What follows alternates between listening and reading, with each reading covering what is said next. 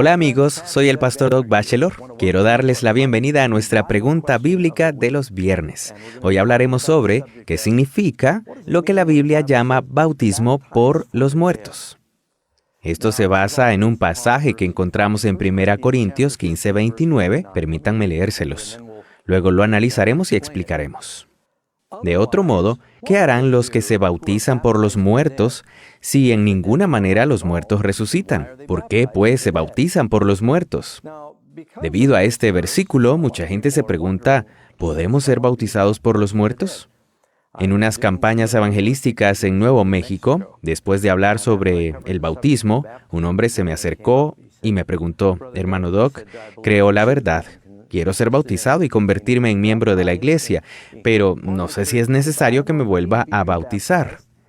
Le dije, bueno, ¿has sido bautizado por inmersión? Él respondió, sí, 50 veces.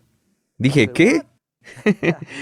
He conocido a personas que se han bautizado por segunda vez. Hechos 19 menciona que Juan el Bautista bautizó a algunos conversos por inmersión, que luego fueron bautizados por el apóstol Pablo. De vez en cuando encontramos personas que han fallado más de una vez y han sido bautizadas 3 veces. Pero 50 veces. Le pedí que me explicara. Dijo, bueno, yo era mormón y fui bautizado en lugar de mis familiares muertos.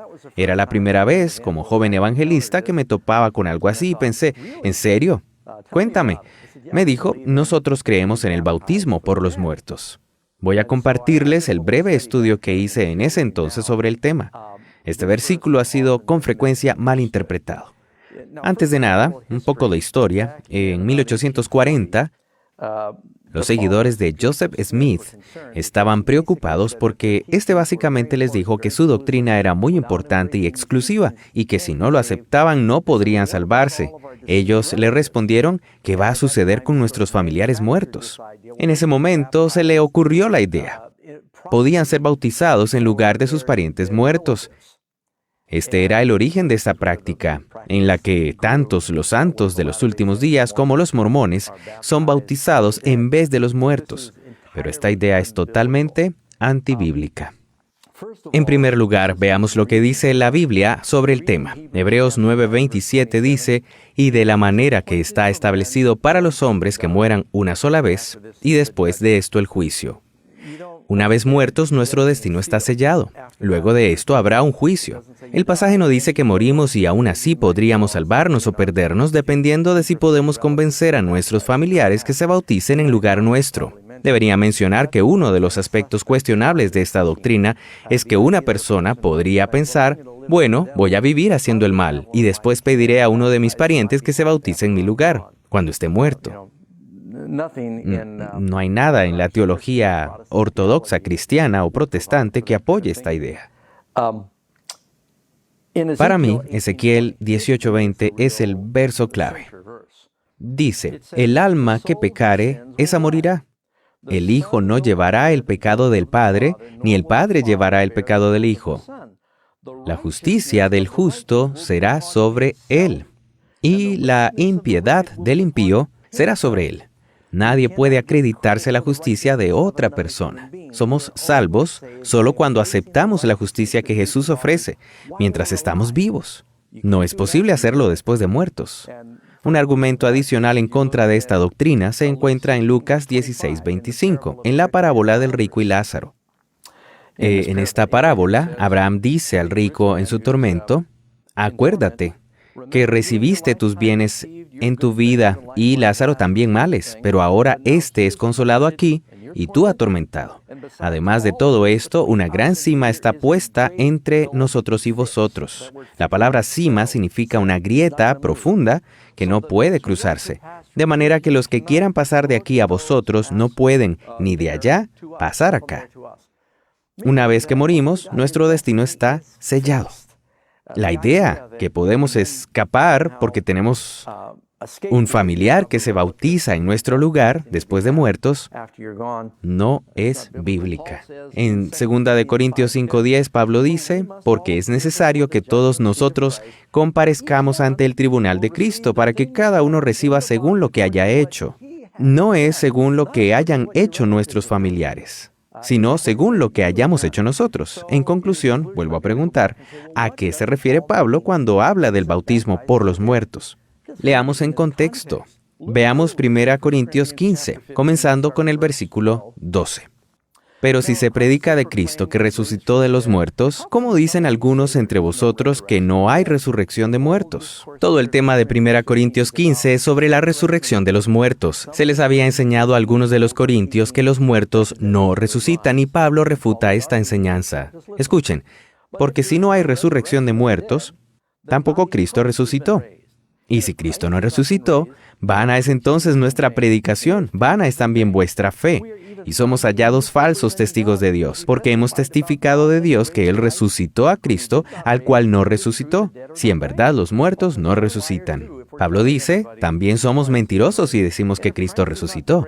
Y si Cristo no resucitó, verso 17, vuestra fe es vana, aún estáis en vuestros pecados. Entonces también los que durmieron en Cristo perecieron.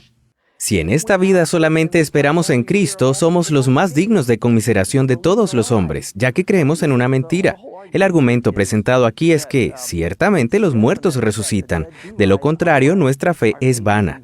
Tomando en cuenta este contexto, leamos el versículo 29. De otro modo, ¿qué harán los que se bautizan por los muertos si en ninguna manera los muertos resucitan? ¿Por qué, pues, se bautizan por los muertos? Algunas personas piensan, bueno, los corintios se bautizaban en lugar de los muertos. Los corintios enfrentaban varios problemas teológicos y tal vez este era uno de ellos. No creo que este sea el caso aquí, porque Pablo no se toma la molestia de corregir esa falsa doctrina. Y no hay evidencia o registro histórico que los corintios se bautizaran por los muertos. La clave de todo esto es la puntuación. El griego no tenía puntuación. Originalmente eran los traductores los que la agregaban. Este pasaje ha sido mal entendido. Esta es la forma como debe leerse 1 Corintios 15:29. Muchos eruditos concuerdan conmigo si se incluye la adecuada puntuación. De otro modo, coma, ¿qué harán los que se bautizan? Signo de interrogación, por los muertos, coma, si en ninguna manera los muertos resucitan, coma, ¿por qué pues se bautizan? Coma, por los muertos. ¿Captan lo que Pablo dice? Lo leeré sin puntuación. De otro modo, ¿qué harán los que se bautizan por los muertos si en ninguna manera los muertos resucitan? ¿Por qué pues se bautizan por los muertos? Los que no creen en la resurrección, ¿por qué se bautizan? Retóricamente y con un poco de sarcasmo dice, somos bautizados por los muertos porque ellos dicen que todos mueren y permanecen muertos, no hay resurrección. Esto es lo que Pablo quiere decir. Nunca fundamente una doctrina con un solo verso. La Biblia dice, por boca de 2 o de 3 testigos se decidirá todo asunto. Ahora, en conclusión, ¿puede alguien salvarse por el bautismo de otros? Sí. ¿Y el ladrón en la cruz? Jesús dijo en Marcos 16, el que creyere y fuere bautizado será salvo, mas el que no creyere será condenado.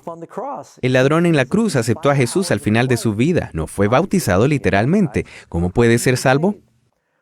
Bueno, Jesús fue bautizado, pero no fue bautizado por su pecado. Cristo fue bautizado como un ejemplo para ti y para mí. Fue bautizado para mostrarnos lo que se espera. Los cielos se abren, Dios dice, este es mi hijo o hija amado, y Cristo es bautizado no por su pecado, sino que también fue bautizado en lugar de aquellos que no pueden ser bautizados.